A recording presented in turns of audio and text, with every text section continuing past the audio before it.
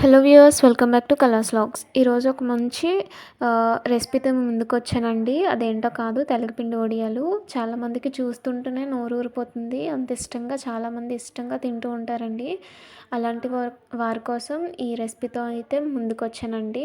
So తప్పకుండా వీడియోని చూడండి, ట్రై చేయండి. ఎలా వచ్చిందో కామెంట్ సెక్షన్లో తెలియజేయండి. అలాగే కొత్తగా ఎవరైనా ఛానల్ విజిట్ చేసి వీడియో చూస్తున్న వారు ఎవరైనా ఉంటే తప్పకుండా ఛానల్ని సబ్స్క్రైబ్ చేసుకోవడం మర్చిపోకండి. అలాగే వీడియో నచ్చినట్లయితే please like, share and subscribe.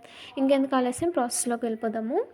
First తెలగపిండి చూసారు కదండి, ఇలా ఉంటుంది తెలగపిండి. ఇంకా కొంచెం పెద్ద పెద్ద వాటిగా కూడా ఉంటాయి. ఫస్ట్ మాకైతే ఏంటి, దీన్ని నానబెట్టుకోవాలండి. ఆ వీడియో క్లిప్ అయితే మాకు మిస్ అయింది. సో కొంచెం ఉంటే మీకు చూపిస్తున్నాము. ఈ పిండిని వాటర్లో వేసుకొని నానబెట్టుకోవాలి. సో ఇక్కడ మేము సరైన కొలతలతో చెప్తున్నాము. సో అన్నీ నోట్ చేసుకోండి. సో ఇక్కడ కేజీ తెలగపిండిని తీసుకున్నామండి. ఆ కేజీ తెలగపిండిని వాటర్లో వేసుకొని ఫస్ట్ నానబెట్టేసుకోవాలి. నానబెట్టేసుకున్న తర్వాత వాటిని ఏదైనా ఒక కాటన్ క్లాత్లో వేసి పెట్టేసి బరువు పెట్టినట్లయితే వాటర్ అంతా మనకి వచ్చేస్తుందండి. సో చూసారుగా, ఆ విధంగా ఉంటుంది.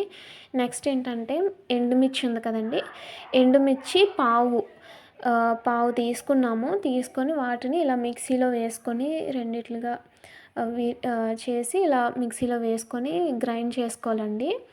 సో ఇప్పుడు గ్రైండ్ చేసుకుందాము. గ్రైండ్ చేసుకొని మెత్తగా, కొంచెం మరీ కాదు, కచ్చాపచ్చాగా గ్రైండ్ చేసుకుంటే సరిపోతుంది. సో ఈ విధంగా అయితే సరిపోతుందండి. నెక్స్ట్ ఇది ఒక బౌల్లోకి షిఫ్ట్ చేసేసుకుందాము.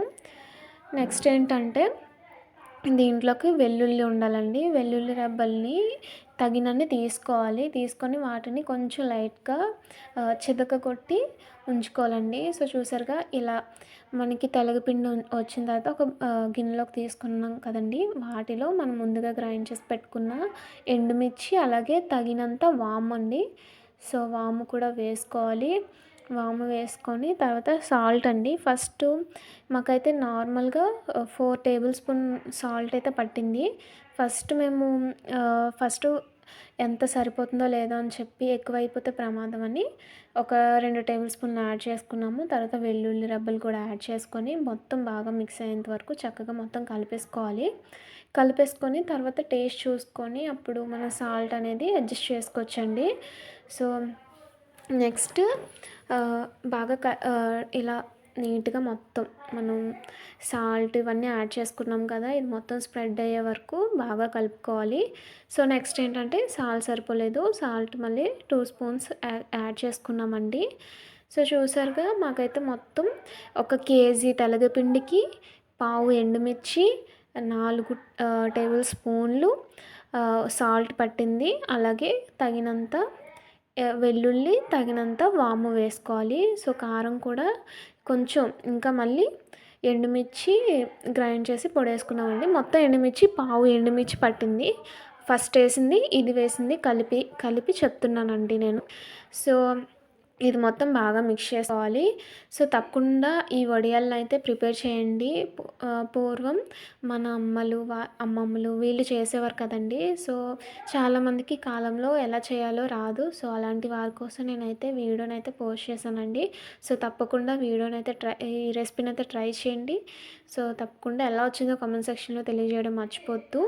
సో వీటిని వేరే బౌల్లోకి షిఫ్ట్ చేసేసుకొని, ఇలా వడియాల చిన్న చిన్న ఒక బాల్స్లో తీసుకొని, వడియాలు ఏదైనా క్లాత్ పైన డైరెక్ట్గా మనం ఎండలో అయినా పెట్టేసుకోవచ్చు, లేదంటే ఇలా పళ్ళెంలో పెట్టుకొని ఎండలో నెక్స్ట్ మనం పెట్టుకున్నా సరిపోతుందండి. సో చూసారుగా, ఈ విధంగా చిన్న బాల్స్లా చేసి చక్కగా ఇలా అరచేతి మీద ఉంచి ఇలా ఒకసారి ఇలా ప్రెస్ చేస్తే సరిపోతుందండి, మనకి వడియాలు షేప్ వచ్చేస్తుంది. సో ఇలా చేసి ఒక్కొక్కటిగా పళ్ళెంలో పెట్టుకొని ఎండబెట్టేసుకుంటే బాగా ఎండ కాస్తే ఒక 2 డేస్లో అయితే మనకి ఎండిపోతాయండి. సో చక్కగా ఆ విధంగానే మొత్తం ప్రిపేర్ చేసి పెట్టుకోవాలి.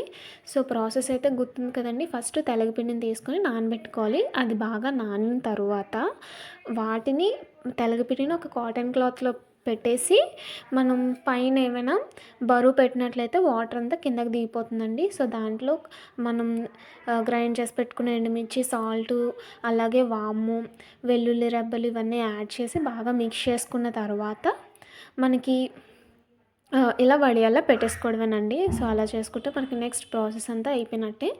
వీటిని ఎండబెట్టేసుకోవాలి. సో, చూసారుగా మేమైతే మేడ పైకి తీసుకొచ్చి ఎండబెట్టేసుకున్నామండి.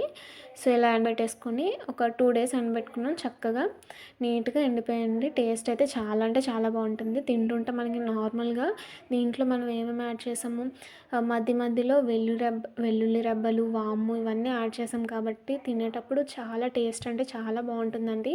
సో, వీటిని ఏదైనా బాక్స్‌లో, కంటైనర్‌లో వేసుకొని స్టోర్ చేసుకుంటే మనకి ఆహ్, నిల్వ ఉంటుందండి.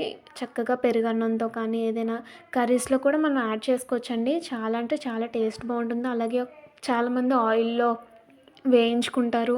కొంతమంది ఏంటంటే పాత కాలంలో అయితే వీటిని ఆహ్, నిప్పుల మీద కాల్చుకొని తినేవారండి ఇంతకుముందు. పెళ్ళైన కొత్తలో మా అత్తగారు కూడా అలా చేసేవారు. చాలా అంటే టేస్ట్ అయితే చాలా బావుంటుందండి. సో, తప్పకుండా ఈ రెసిపీనైతే ట్రై చేయండి. ఎలా వచ్చిందో కామెంట్ సెక్షన్‌లో తెలియజేయడం మర్చిపోవద్దు. చాలామందికి ఈ రెసిపీ ఎలా ప్రిపేర్ చేసుకోవాలో తెలీదండి. మీ ఫ్రెండ్స్ అండ్ రిలేటివ్స్ కూడా షేర్ చేయండి. వీడియో నచ్చినట్లయితే please like, share and subscribe. Thank you friends. Thank you for watching.